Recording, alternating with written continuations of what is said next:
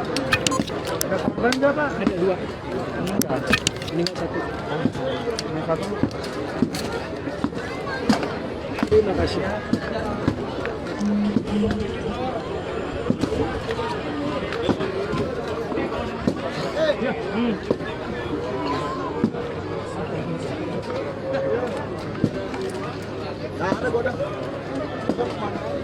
Izin melaporkan dari Humas Pemadam DKI Jakarta, Muhammad Widianto. Saat ini berada di TKP bangunan runtuh yang ada di Johar Baru, tepatnya di Jalan Sawah 2, titik 0, dekat dengan Pasar Gembrong Lama, Kelurahan Kampung Rawa, Kecamatan Johar Baru, Jakarta Pusat.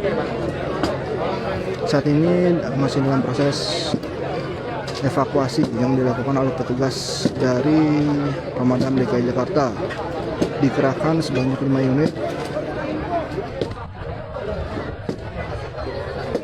Untuk korban sendiri tadi sudah dievakuasi sebanyak 3 orang, 2 masih dalam kondisi selamat dan sudah dilarikan ke rumah sakit terdekat, dan 1 dinyatakan meninggal dunia. Saat ini di TKP masih dalam proses pencarian korban.